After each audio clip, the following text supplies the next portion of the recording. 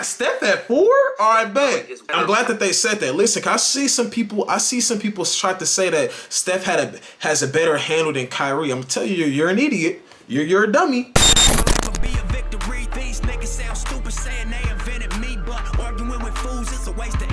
It's your time, it's his time, it's Bam's time to shine. Welcome back to the channel, man. You know we went and got a fresh cut. Feel me? Getting the waves back, waves in place, low taper, of course. Never get a high taper, man. You're gonna thank me later. I cut off all the waves. Another thing, low tapers just do it better than it for every hairstyle. I'm just saying, bro. That's just my opinion. That's just what it is. Anyways, appreciate y'all tuning in. Sure, we got top 10 ball handlers in NBA history. Who do y'all think got the best handles of all time? I know who I think, and I'm gonna let you know in this video. But anyways, let's get straight to the vid. I hope everybody having a good day. It's a Saturday. I'm gonna get this video uploaded right. As soon as I'm done editing it. Nasty ankle breaker are one of the most spectacular things you can see in basketball. Hey, these NBA players have done those moves more than anyone else. Ooh. Here are the 10 best ball handlers in NBA history. Number 10. Isaiah Thomas. Okay, I never watched. Isaiah Thomas was one of them. I'm only 23 years old. I never watched Isaiah Thomas a day in my life, but I do understand what him and his Pistons used to do to Jordan. He used to bang him up, beat him up, all that. You know, I know. But then, you know, Jordan eventually came back and whooped them. Swept them, I think, after they swept him a couple times. But yeah. Fastest point guards ever. And he keeps the ball so close to the ground when he dribbled that it was extremely hard to alter his dribble and affect where he wanted to go. Zeke's ball handling was shifty. It was creative, and it seemed like he was... Y'all think it's harder to make it to the NBA back then or it is now? What do y'all think? Y'all let me know in the comments. For all my hoopers out there, all my people who think they could hoop, let me know. Never had a rhythm. He carved defenses up with his light. Obviously, moves advanced, though. I don't expect somebody from, you know what I'm saying? Like, somebody from now, obviously, is going to have a better handle from somebody in the 80s, obviously, because moves advance and shit like that. But a slaloming drive to the I'm not mad. I guess, you know, put a number 10. I just got to see the... I really just got to see who's at number 1 through 3, to be honest. Carrying we see today was illegal, which made it harder for small guards like him to dominate. And yet... dominate is exactly what he did. Yeah, he was definitely fast. Nash. From the stuff that I've seen, Phoenix Suns of the mid-2000s were the most attractive team. He was definitely fast. Like the highlights that I saw on YouTube, I never watched him play a live game, obviously. Steve Nash. And while the media called the Suns offense 7 seconds or less, Nash's teammate Quentin Richardson eloquently called it trying to keep up with this little mother effer. Nash wasn't athletic by any means, but he dribbled the ball perfectly going full speed, and he changed direction so quickly that he was one of the most evasive point guards ever. Nash's hand-eye coordination was off the charts, and he'd often make one-handed passes while running super fast, not leaving the defenders even a split second to react. Everything he did in motion, and yet he was one of the most efficient shooters ever, and one of the deadliest pick-and-roll facilitators. Steve Nash... Isn't me or he always looked old? Like, he looked the same retired thing he did as a player. Is it just me? He looks the same. Like, bro, Steve Nash, you look the same as a player than what you looked like when you was coaching the Nets a couple years ago. You look the same. Like, you looked old. You always looked old as a player. I can't be the only person that sees that. Nash was a ball-handling wizard, and what he did on the court was often pure that was magic. Nice. Number 8. I think with Steve Nash, he was a good, like, Gilbert Arenas said it too. He was a good dribbler. His handle wasn't bing, bing, but he was a good dribbler. Like, it's hard when you categorize these people. They fall in line. Tim Hardaway famous more than anything else was his killer. I remember this. I don't remember his name, even though they just said his name, but he had a quick crossover. Okay. Before he injured his knee, his change of direction was so quick and snappy that the defenders could never react in time to stop him, even though they all knew what was coming. Number 7, Chris Paul. Chris Paul is called point guard. And that's the thing about the ball handling thing that people don't realize. Because like I said, there's certain people on this list who I did not really watch, obviously, because I'm only 23. But I've seen clips on YouTube, seen, you know, documentaries, things like that. There's something with people confuse someone who bing, bing, or someone who tween cross, then get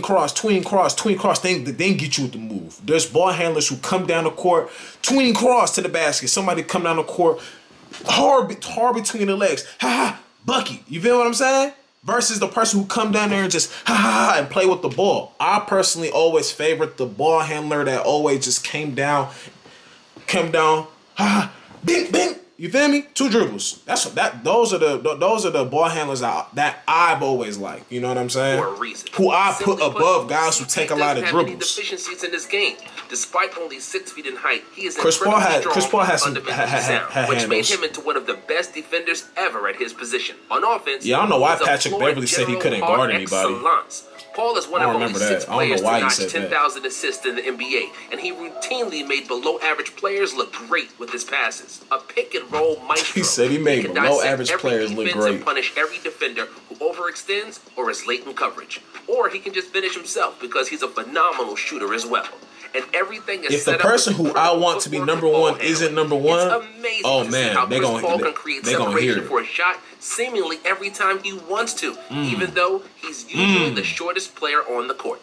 Number 6, James Harden. There are many people. Now James Harden is that bop person I'm talking about. The tween. That I promise you, I haven't seen this video. I promise you, they're gonna show a clip of Harden like this. Tween, pop, cross. You know what I'm saying? He sizes up a lot. He takes a lot of dribbles, then gets to his move. You know what I mean? He's the person who I'm talking about takes like 7, 8 dribbles, you know. Who are always ready to criticize James Harden. He's not a great defensive player. He dribbles too much. He never made it far in the playoffs. While there is some truth to all those arguments, no one can dispute that James Harden has mastered the game of basketball. He went on a different tear when he got to Houston, though. If I got to give one word, that word would be artist. Oh, I thought he was going to say ISO. What James is doing with the basketball in his hands is art in its purest form. He basically invented the step-back 3, which is an unguardable move. You can only hope that he misses. He has a bachelor's degree in cross. Come on, bro. Don't say he invented the step. Come on, man. You could say he took it to a different level or something, because there was some step-backs where he's traveling and two step. Like the one, that. And to be honest, it's a tougher shot. So the defender really shouldn't be crying about it because he's taking 1 step, 2 steps, 3 steps and shooting. It's a harder shot. But and right here is exactly the play I'm talking about. Tween, bop cross. Harden. That he misses. He has a bachelor's degree in tween, bop. A master's in Euro stepping to the basket, and a PhD in drawing fouls. He is not dominating with size. He's not overly fast nor athletic, and yet he's certainly among the best 5 offensive players who ever Harden's played. Harden's pretty. He's not crazy athletic, but Harden has sick athleticism. Not sick, but he has athleticism. We're not going to downplay Harden's athleticism. Disrespectful drops in NBA history. Number 5. Jason Williams. I'm not mad. Okay, you can put white chocolate in the top 5. We'll do that. And there was nothing he couldn't do with the ball. We'll do that. They said that Williams was allergic to simple bounce passes, and that's why he often passed with his elbow, behind the back, through his legs. A lot of coaches don't even like bounce passes. They say it's a harder pass to catch. Incredibly fast. He would get into the paint in a flash, and most often he would fake the heck out of defenders trying to guard him, with Gary Payton as the most notable example. Because of his flair and attractiveness, those are the type of ball handlers who I like. They just come tween, cross. You know what I'm saying? They just go. I've always tried to. For me, I've never been like up until now. My handle has gotten like pretty decent, but my whole life I was a big man. So, but when I would watch guards. They got Steph at 4? All right, bet. Is widely considered the greatest shooter to ever play. Listen, I'm glad that they said that. Listen, I see some people try to say that Steph has a better handle than Kyrie. I'm gonna tell you, you're an idiot. You're a dummy. You're an idiot if you say that. I'm gonna tell you why. Steph has he has decent ball handling. You know what I'm saying? I remember my friend broke it down to me. And then I even also, I see what you're saying. Steph has good ball handling, right? He's a good, good dribbling skills.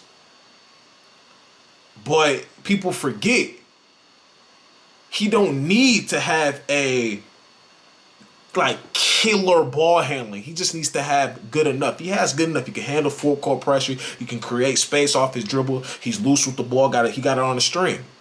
But his shot, he can shoot it from the parking lot. So the slightest tween, he creates space so much because the slightest head fake, you're going for the head fake because you have to respect his jump shooting. It doesn't matter if he's 0 for 14 from 3. You have to guard Steph Curry's shot. 0 for 30 from 3 in 2 games. That will never happen, but let's say it did, you have to guard his shot. I don't care if he's 0 for 8 from 3. 4th quarter, you're guarding that 3. 3rd quarter, whatever. You're guarding his three. He may not make it, he may miss it, whatever, but you're gonna put a hand up. The coach is chewing you out because Steph Curry's wide open. You're going for the slightest head fake when Curry shoots. That's just what that's just the reality it is, bro. My bad, I had to change the battery pack. But yeah, Steph Curry, you're going to put a hand up. So the slightest head fake, you're going for you're going for it. So when he does a tween behind the backs, hesitation, you're going. He can create space without much of a dribble. I hope I'm explaining it good. Pretty much what I'm saying is Kyrie, like Steph Curry's handle is good, but his shot makes up for it.